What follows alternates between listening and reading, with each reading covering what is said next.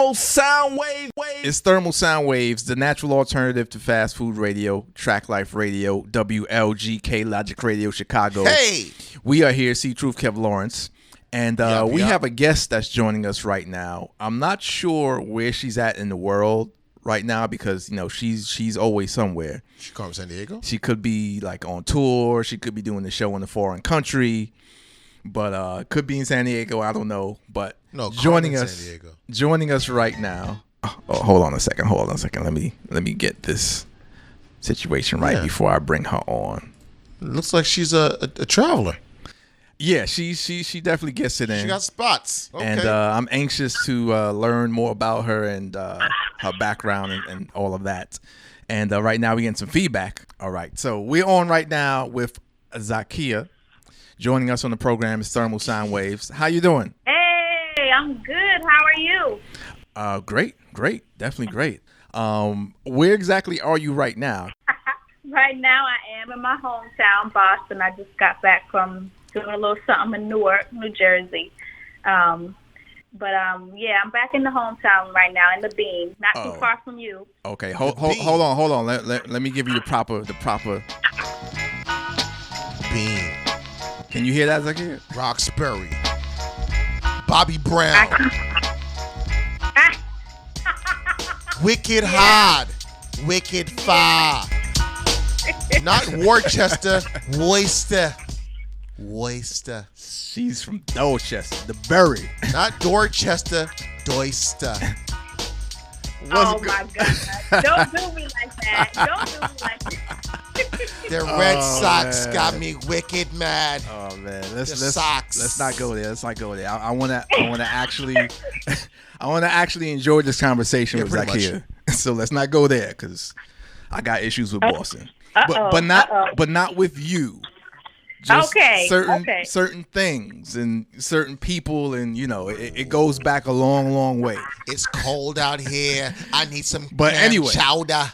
Tell me about Zakiyyah. Of course, you grew up in Roxbury, right? No, Dorchester. Oh, Dorchester. Excuse me. My bad. Doyster. Now that's with a New Edition and all them, right? Mhm.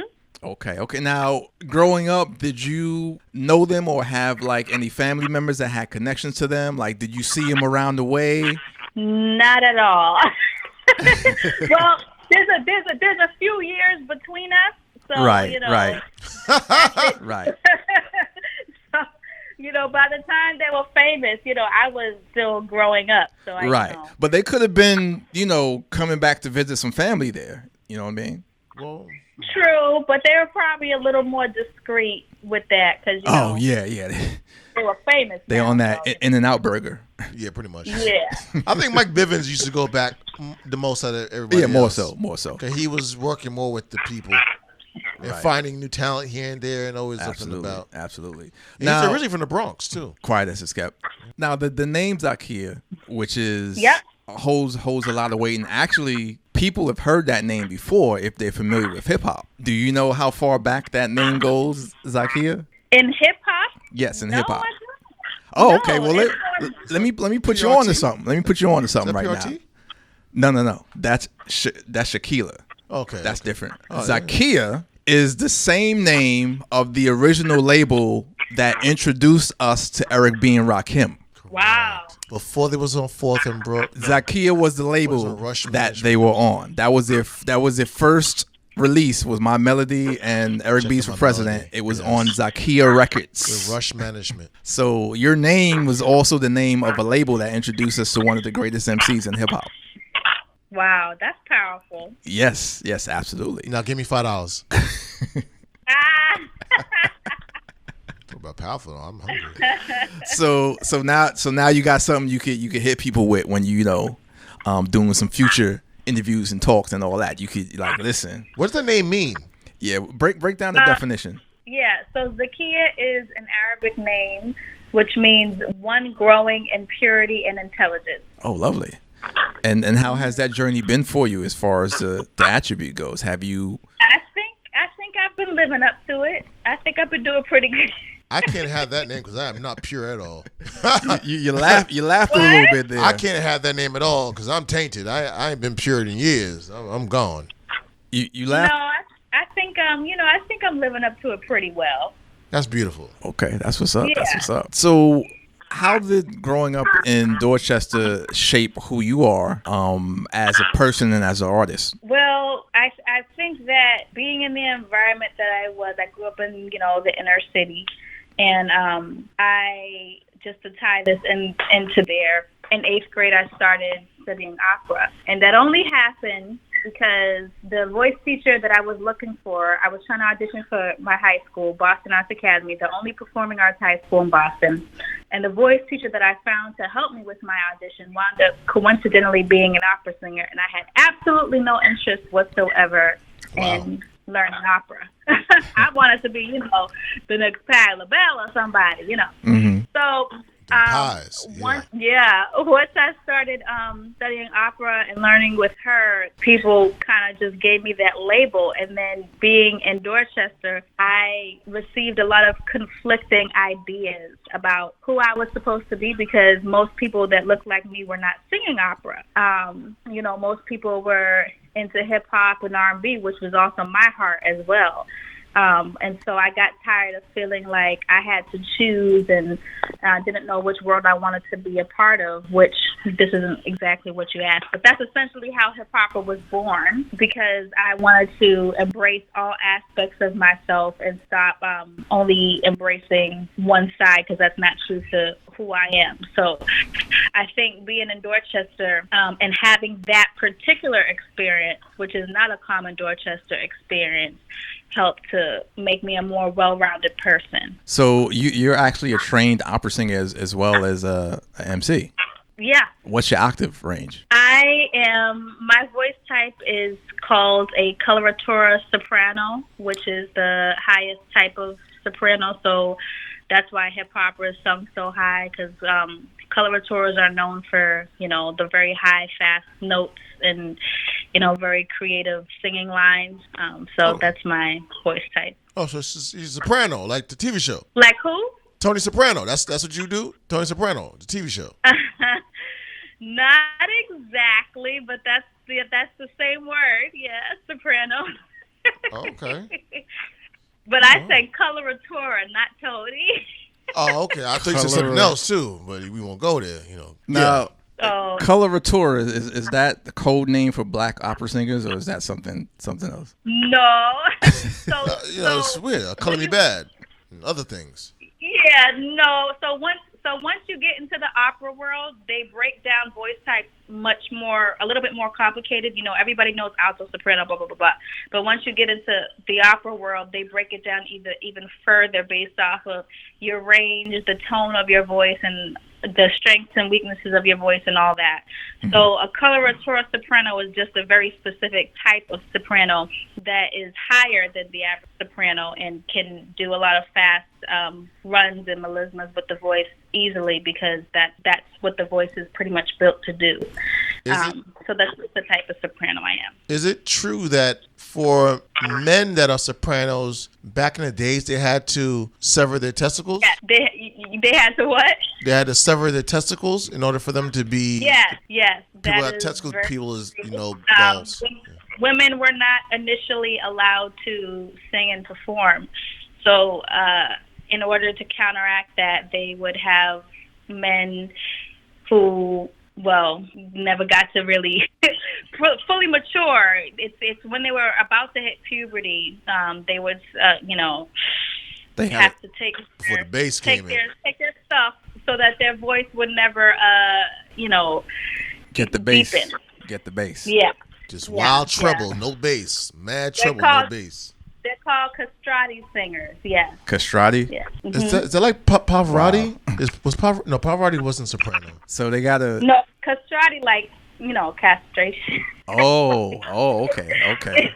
So they. Yeah. This is real knowledge right here. No, you're laughing, but people don't know. Like, a lot of men had to get their balls snipped off because of this. Like, it was real. So it was a different circumcision. Mm-hmm. Yeah. Wow. Yeah. Well, I honestly don't know enough about biology to know how well it actually worked, or if they just try to force themselves to sing really high, even though their voice is deepening. Right. but they did it. So, That falsetto. Yeah. Dream falsetto. So it's Thermal Soundwaves. We're talking to Zakiyyah here on the program. Zakiyyah. Hit us up, thermalsoundwaves@gmail.com. So your range is actually higher than Mariah Carey's? Well, Mariah Carey is not a quote-unquote true soprano in the sense that if she were, to sing opera, she would probably be classified more as a mezzo. She has something called whistle tones, which is different than regular high note. In opera, they don't want you to just be able to, sometimes you can use whistle, but they usually want the full, powerful What high are those? Note. Explain what those are. Metatone and whistle tone. What are those? So a whistle tone is just like the thing Mariah Carey does. It's like almost like a whisper. It's like a little whisper, but it's not. There's no strength underneath it. Yeah, well, I don't want to say it like that, but essentially, it's not really something you get a lot of power out of. You can't really project too much out of it. You know what I mean? Versus opera, you're really expected to use full notes up until a certain note. Of course, after a certain note, you can do nothing but a whistle tone. And so in opera, the expectation is that she would do that. And she, her voice type is more of a mezzo. She just trained herself very well to do whistle tones. But because I am a quote unquote true coloratura soprano, it's natural for me to be able to live up there if I want to. So she can't test you in opera. Sorry? So she can't test you. She can't see you in opera, pretty much. I didn't say all that. I actually love Mariah Carey. We ain't asked you that. No, that's all well and good. She just has a different voice type than I do, is what I'm saying. Well, so yeah, so the type of opera music she would sing would probably be a different vocal frock or a different voice type than the opera music that I would sing. Gotcha. So, well, I can tell that you're trained because you dropped like 2 notes without even warming up, like while you were talking just a little bit earlier there. No honey ginger tea? Like, I'm like, you are really trained. No herbal tea? And you just dropped them in without any type of like straining, or it's just like, oh, let me just drop these couple notes in here. Just with ease. Do you get a headache when you try to hit vocals, octaves like that? You'd be surprised how often I get that question. No, I don't. It's funny. When I was training and really learning to control that part of my voice, sometimes I would get dizzy. When I was first starting to really learn how to use my full voice up there, but in general, no, I don't. I never get a headache or anything like that. So, when were you able to actually, I want to say transition into hip hop? Away from opera, but to like really focus on that aspect of music? So hip hop and R&B have always, been a part of me. And the funny thing is, if you would have told me maybe like 2 or 3 years ago that I would be recording a rap song, I would probably laugh in your face because I'm primarily a singer. But as I was creating hip opera, it felt right, to be raps. And my older brother is a legend here in Boston. He's a rapper. What's his name?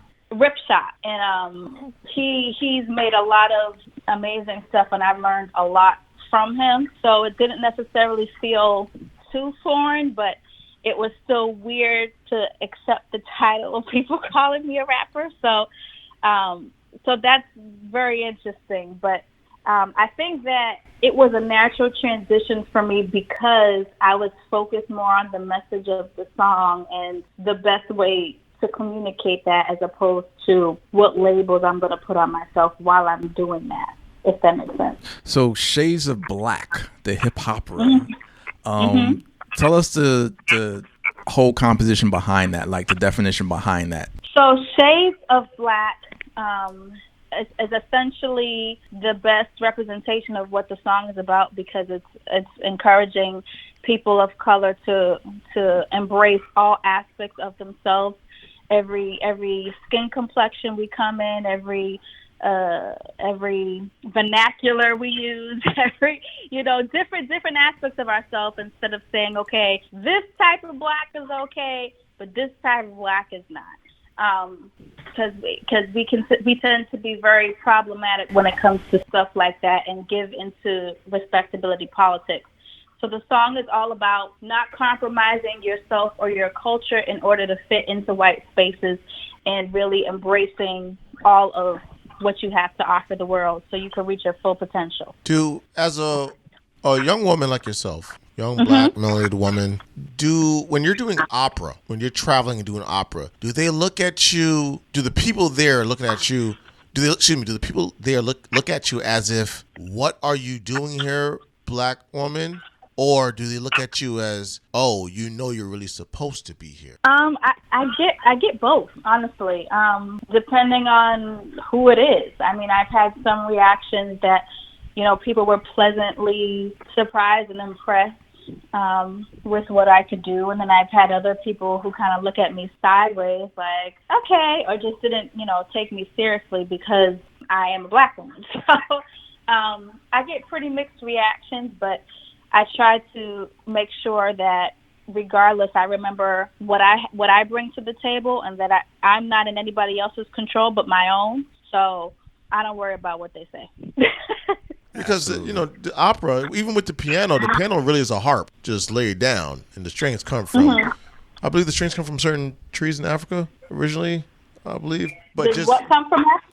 The strings in the harp or in the piano comes from...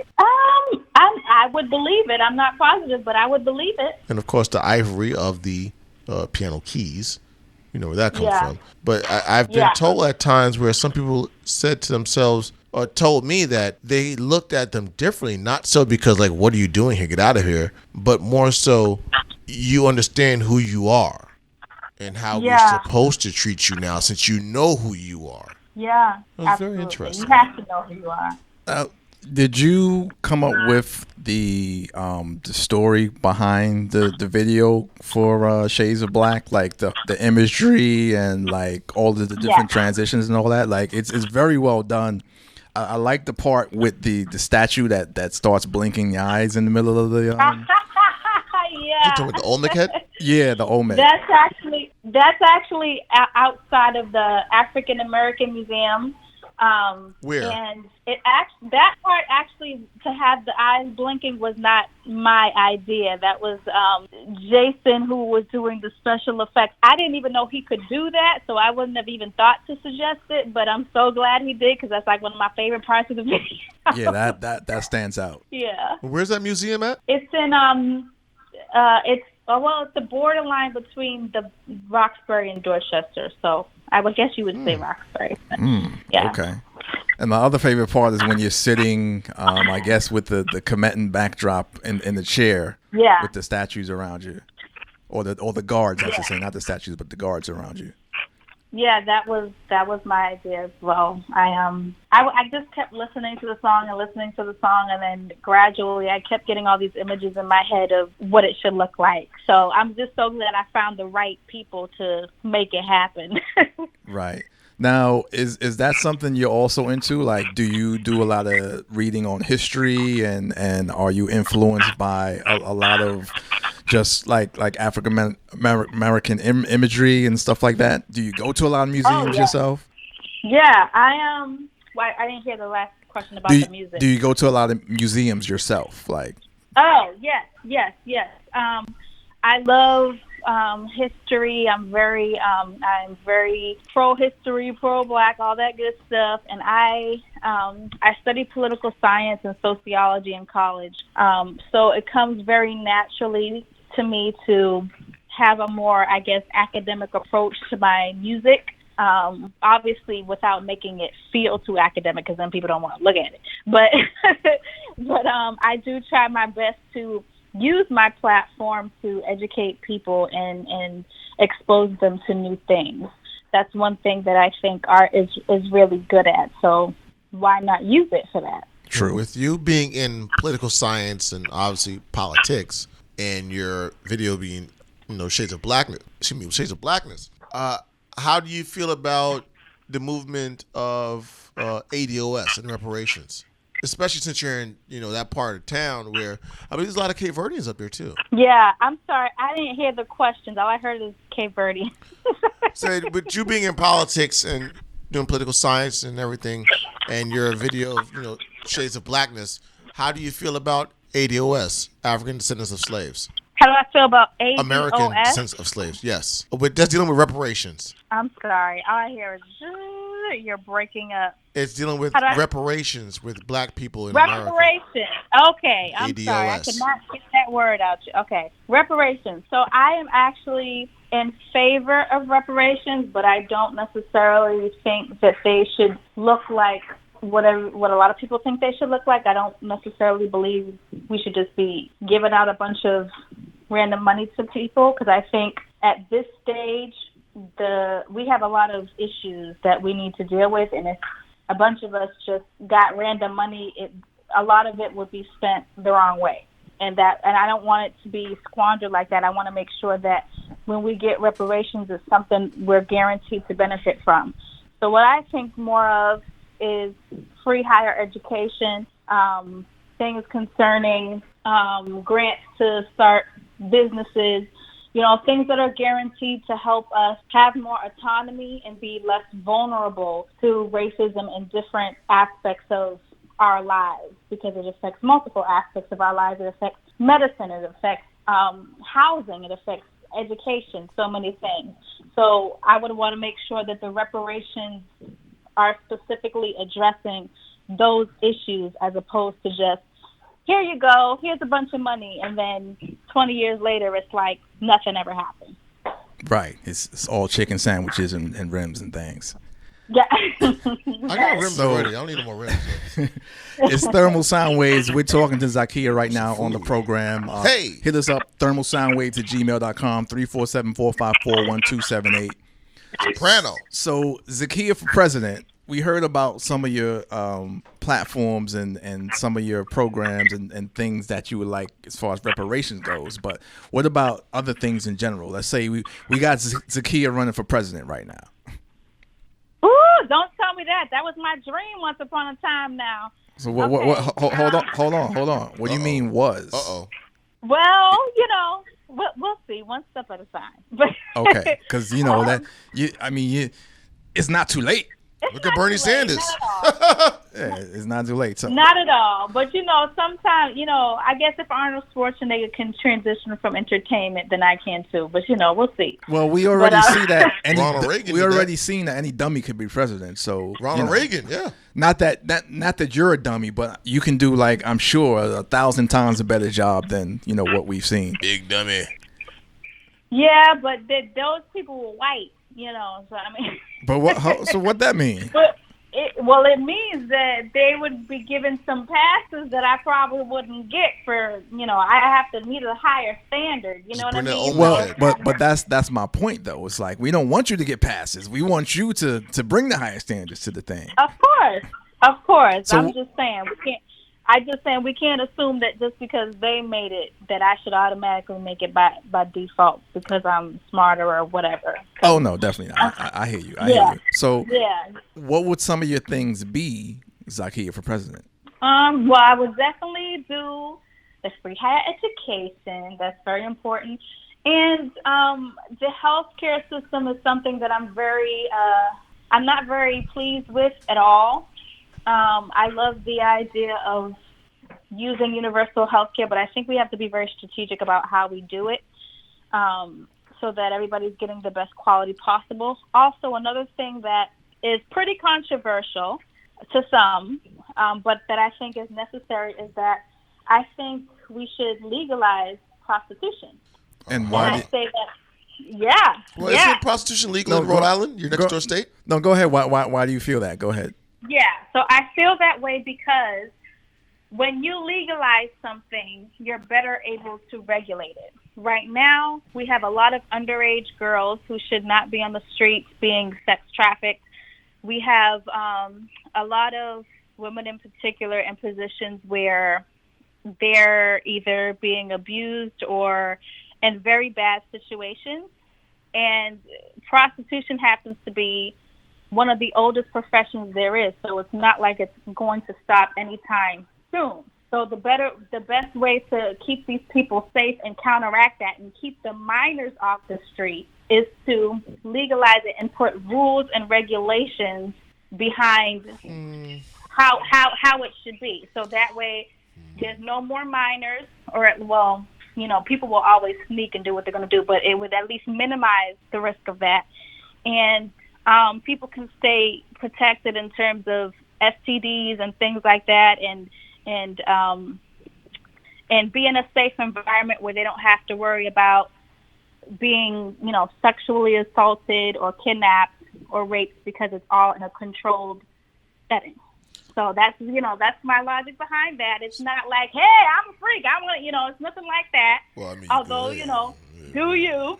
But that too. That's something that I think needs to be addressed. Yeah. I see somebody listen to Dr. Randy Short a lot, but it's okay. But you respond for somebody. You sound like you listen to Dr. Randy Short a lot, or have you? Because the talking points, I heard that before, and I'm gonna let C talk first, and I'm going to reply. No, I don't have a reply to that. I understand that the point of view with that. But I don't want to get into a whole big discussion on it because it's not enough time to do that right now. I do. I want to put on that though. When it comes to that, when I hear people say that, it's going to cut down on sex trafficking minors on the street. They're not on the street anyway. Everything's online. Online is the streets. Apps. Yeah. That's the streets. The street that we know that cars drive on, that's not the streets anymore. The streets are online, and the streets are at the borders. Because many people just think, the borders are just people coming over, trying to find a new life, which is true in many times. But also, there's rings over there that people drive down there, and they get what they can get for whatever price, with people selling out their own people. That is known as well. But that legalizing prostitution, I look at that as opening up other doors to other things. Because if you can legalize prostitution, you can legalize having sex with pets. That's a little bit of a stretch. But, no, I feel that's the road it will go to, because people always say I was born this way or this is what I like, and sexuality, bestiality it leads to other things. Not saying necessarily 100% will, but I feel that it is a great chance it'll lead to other things. But if there's already prostitution, then there would already be that happening anyway. Legalizing it Correct. Is not going to change that. It's already there. You know what I mean? Yeah. The only thing, and then it'll be in the school curriculum too. Sorry? Then I feel it'll probably be in the school curriculum. What would be? What do you mean? Prostitution. In the school curriculum, I'm not sure. I feel it'll go that direction. Like not right away. Once it passes, down the line it will go down there, like entrepreneurs and careers. And if it's legal, why can't it be in there? That's how I feel somebody will look at it like that. Why can't it be in there? Well, it won't matter how somebody else looks at it if I'm the president. Okay, I hear that. So, I mean, for president. They can look at it however they want. I get to decide whether or not it's law. I get to bend it whatever I want. Let your trumpets blow. Okay, so give me two more platforms for Zakiyyah's campaign. You got the education, the reparations, the legalizing prostitutions. Give me a couple more. Okay. The other one, I want to make sure that when it comes to, well, I guess this is kind of related to education, but there isn't enough emphasis on the arts within education, and as a product of a performing arts high school, I want to make sure that the money isn't being taken away from the arts programs. That's not, a huge part of my platform, but it is something that I care about. And the other thing is, in terms of immigration, people should be able to earn their keep and become citizens without, having to worry about being separated from their children and all the craziness that's happening on the news right now.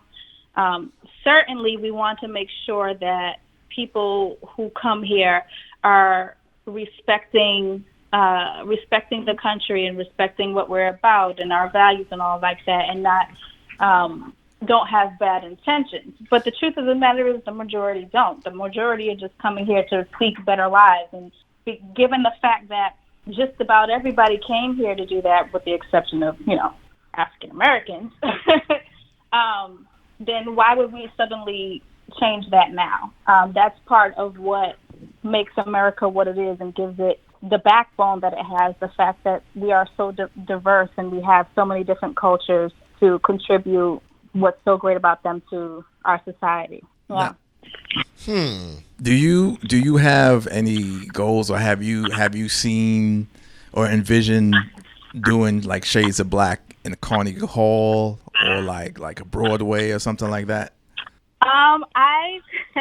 I thought about it. So in the video, I'm actually at Symphony Hall, which is like our Carnegie Hall here in Boston.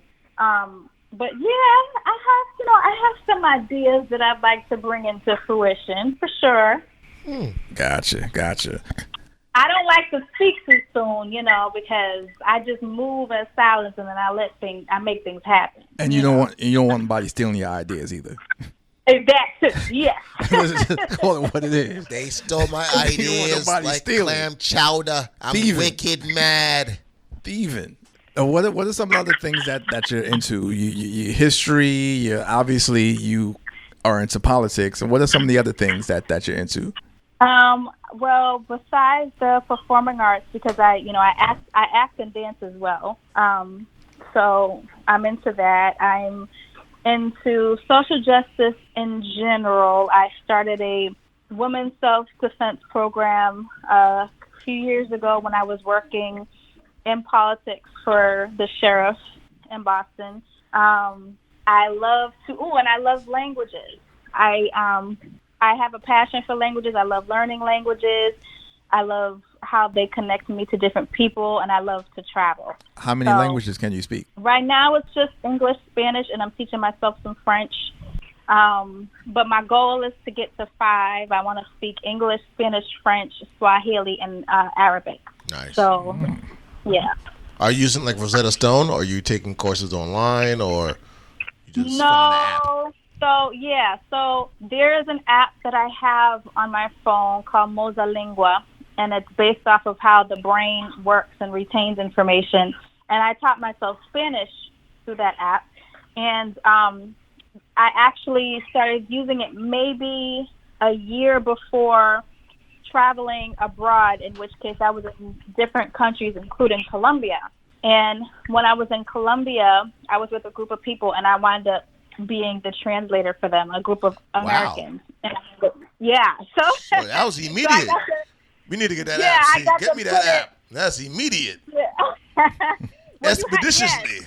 Yes, but you have to supplement it with other things. Like, I was very serious about it, so I was using the app, and then in the morning I would read the news in Spanish. I was listening to podcasts. I would write in my journal every day in Spanish to practice my writing. So when you're learning a language, it's very important to engage in the language in all different ways: reading, writing, speaking, and listening. That's correct. Because if you miss any of those, you're not really going to feel competent in the language. There's also another way too. It's called going to the Bronx. To the Bronx, New York. Yeah, you'll learn. It happens. Yeah, okay. Yeah, it just happens. So what's next for you? What's next on the agenda for Zakiyyah going forward? So I'm working on an album. This song, Shades of Black, is actually the first single off of the album. And the album is dedicated to and inspired by the Black diaspora. Surprise, surprise. And so it has a bunch of different sounds coming out of that. It has some reggae, it has some hip-hop, it has some R&B. It has a bunch of different things. And it features themes that relate to issues we have, but also things that are beautiful about who we are and the diversity in the world and all that good stuff. Gotcha. Where's the best food in Boston at? Or Dorchester? The best food, okay. In Dorchester. Uh-oh. So I'm kind of like shamelessly plugging here because my friend that I went to high school with, who's also a singer, he just opened a restaurant here, and it's the bomb. And I'm not saying that just because he's my friend. But what type of food? No, I promise. Clam chowder? No. You said soul food? It's Caribbean and soul food. Oh, Caribbean and soul food. Okay. I've gotten my little chicken and waffles from there, and it was the bomb. and it's right by the Strand Theater. In case anybody happens to be listening from Boston, and it's called Family Affair Restaurant. And it's okay, dope. so is he gonna like have a plate ready when we go up there? Yeah, just I'm just let saying me know you're coming through. We just plugged this restaurant. I'm just saying. Though. Yeah. What kind of blackness is that? You know what I mean? Let's go. Let's do something. And but in all seriousness, actually, also like we definitely would like to get him on to talk about like his journey and how he did all of that, especially up in that region. Yeah, let's do it. Absolutely. All right. Well, it's been a pleasure having you on the program and on the show. We do appreciate you. I'm not going to ask, who you're a fan of on the sports team situation. Yeah, the Giants. I'm not into sports, so you're safe. Oh, you're not into sports? Okay, Yankees. good. That's what she's a fan of. I'll get you a nice New York hat. Yeah, just hit on. Oh, okay. I mean, I might not be into sports, but I know, the Patriots at least have been. All right, we got. All right, it's good. All right, we're done. It's been nice. It's been nice. Take care. It's been nice. Take care. We're done here.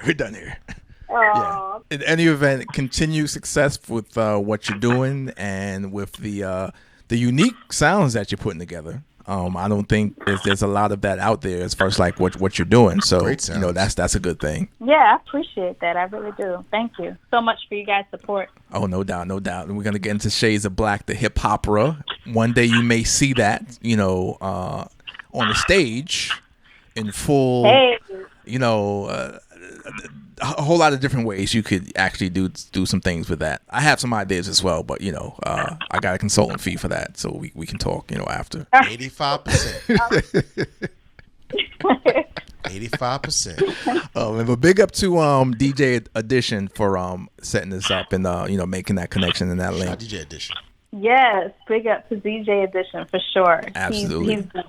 I may have to come out there to the Bean also real soon because we got the Andrea James of Free Her organization. Yes, she's up there. Yes. She helps a lot of women that's incarcerated. Yeah, we have somebody up in that area that does a lot of social justice work. So yeah, so we could build about some things. So definitely keep in touch. Stay connected, and we definitely want to get your friend on as well somewhere down the road to talk about what he's doing, and definitely just continue to stay up and let us know what you got going on when you got something going on, and when you're coming back through the New York area, make sure you link up so we can have you live in studio next time around, which is how we like things normally. Yeah, that's always fun. That's always the best. Yeah, of course. I look forward to meeting you guys in person. Definitely. All right, well, have a great evening, afternoon, night, morning, and so forth. And, bye, Felicia. And keep learning them languages. I might need a tutor.